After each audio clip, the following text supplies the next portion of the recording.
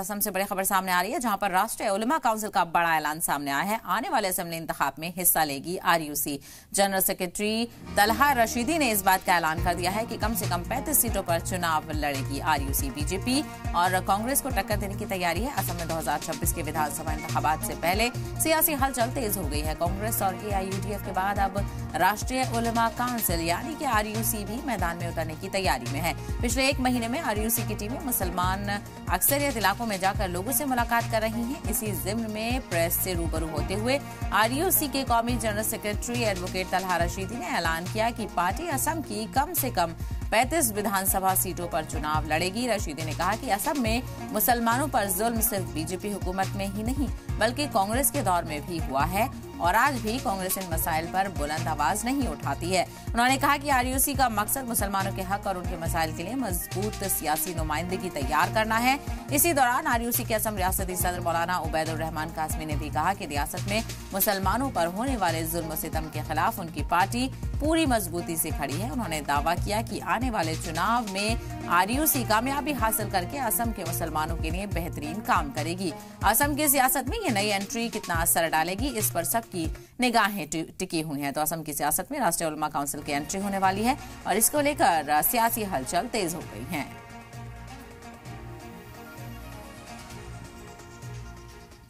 जो असम का 2026 में विधानसभा चुनाव है, इसमें राष्ट्रीय उलमा काउंसिल मजबूती से एक तीसरा विकल्प बनकर असम की जनता के सामने खड़ी होगी और असम के विधानसभा चुनाव में राष्ट्रीय उलमा काउंसिल इस चुनाव को लड़ेगी, मजबूती से लड़ेगी। उसी की तैयारी को लेकर समीक्षा भी हो रही है, लगातार समीक्षा बैठकें हो रही है और इस बात को लेकर ये निर्णय हो रहा है, विचार विमर्श हो रहा है, चिंतन मंथन हो रहा है कि किन सीटों पर लड़ना है, कितनी सीटों पर लड़ना है और क्या फैसला करना। जब एक समाज जो इस देश की आज़ादी से लेकर इस देश के निर्माण, भारत के निर्माण में विकसित भारत जो मोदी जी कहते हैं उसके सपने में लगातार अपने हिस्सेदारी निभा रहा है और असम ने पहला मुस्लिम महिला मुख्यमंत्री भी दिया था। असम जैसे प्रदेश में जहां पर सद्भावना और एकता की मिसाल कायम होती है, उस प्रदेश का माहौल लगातार कांग्रेस से इंपोर्ट करके भाजपा में लाए हुए एक नेता जो परिस्थितियों के तहत असम के मुख्यमंत्री भी हैं, वो लगातार मुसलमानों को निशाना बना रहे हैं। मुसलमानों की आइडेंटिटी, उनकी दाढ़ी टोपी पर, उनको मियाँ मुकड़ी कहकर, उनकी पहचान पर, उनके मदरसों पे, उनके मस्जिदों पे, मज़ारों पे लगातार बुलडोजर चलाए जा रहे हैं। उनके घरों पे उनकी वजूद, उनकी पहचान, उनके अस्तित्व पर सवाल किया जा रहा है। और अफसोस तो ये है कि भारतीय जनता पार्टी से हम लड़ रहे हैं। हम यहाँ मुख्य विपक्षी दल नहीं है। हमारे जो प्रदेश अध्यक्ष हैं, लगातार जब यहाँ पर बुलडोजर चलाया गया तो वो गए, इनको गिरफ्तार करने की कोशिश की गई, इनको रोकने की कोशिश की गई, तो जंगल, झाड़ी और नदी और नाव में बैठकर उन लोगों तक गए, उनके दुख को, उनके आंसुओं को पोंछने की कोशिश की।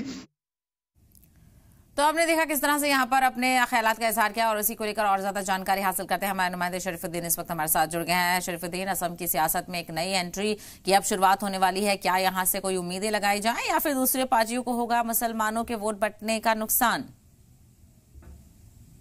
हाँ, जैसे कि राष्ट्रीय उलेमा काउंसिल असम में कई सालों से काम कर रही है और कुछ सीटों में चुनाव लड़े, परंतु इस बार उन्होंने ऐलान कर दिया है कि असम के जो मुस्लिम जनबहुल इलाका है, करीब 35 विधानसभा सीट में राष्ट्रीय उलेमा काउंसिल इस बार चुनाव लड़ेंगे। पूरी तरह से उन्होंने ऐलान कर दिया है और साफ तौर से उन्होंने कहा है कि लगातार जो उन्होंने अपने जो मुस्लिम इलाके हैं वहां पे जाके जगह जगह पर काम कर रहे हैं, जो इलाके में डेवलपमेंट के काम में जुटे हुए हैं। और जैसे कि बुलडोजर एक्शन जब चला था वहां पे वो जमीन में ग्राउंड जीरो जाकर खबर लिए थे जो मौलाना उबैदुर रहमान कासमी जो असम प्रदेश अध्यक्ष है राष्ट्रीय उलेमा काउंसिल, उन्होंने साफ तौर से जाके वहां पे खबर लिया। और इस बार खास तौर से विधानसभा में चुनाव लड़ने जा रहे हैं 35 सीटों पर राष्ट्रीय उलेमा काउंसिल। बिल्कुल 35 सीटों का यहाँ पर ऐलान किया गया है और कहीं ना कहीं इसको लेकर यह भी बताया जा रहा है कि न सिर्फ बीजेपी बल्कि कांग्रेस को भी निशाना साधा आरयूसी ने कि कांग्रेस ने भी मुसलमानों की फलाह के लिए कोई काम नहीं किया है।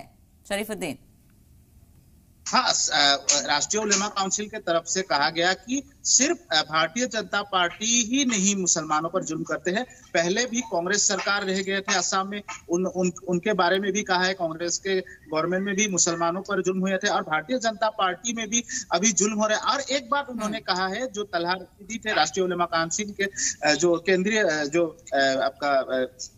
जनरल सेक्रेटरी थे तलहा रशीदी, उन्होंने कहा है जो इस बार जो असम के सीएम है वो कांग्रेस से ही आए हुए जो सीएम है, तो एक बात साफ तौर से कहा है कि कांग्रेस हो या बीजेपी हो, सभी मुसलमानों पर जुल्म करते हैं, परंतु वो लोग अभी कह रहे हैं कि राष्ट्रीय उलेमा काउंसिल जो असम में मजबूती से पकड़ बनाए हुए हैं और इस बार 35 सीटों पर चुनाव लड़ेंगे और जीत हासिल करने के बाद असम विधानसभा पे मुसलमानों के जो हिमायती जो विधायक होकर वो पूरी तरह से मुसलमानों आज उठाएंगे। साफ तौर से राष्ट्रीय उलेमा काउंसिल के प्रदेश अध्यक्ष और जो केंद्रीय जो आए थे वो लोग सभी ने यही बात कहा है कि इस बार पूरे जोरों शोरों से राष्ट्रीय उलेमा काउंसिल 35 सीटों पे चुनाव लड़ेंगे और 35 में जीत हासिल करने की बात कह रहे हैं।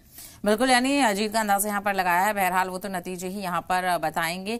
और जिस तरह से AIUDF भी यहाँ पर शरीफुद्दीन नुमाइंदगी की बात करती है, तो क्या ऐसे में दोनों का मकसद साथ चलना होगा? क्योंकि अगर अलग अलग तरह से देखा जाएगा तो कहीं ना कहीं वोट बंटने का भी फिर खतरा नजर आता है। ऐसे में दूसरी पार्टियों को फायदा हो सकता है।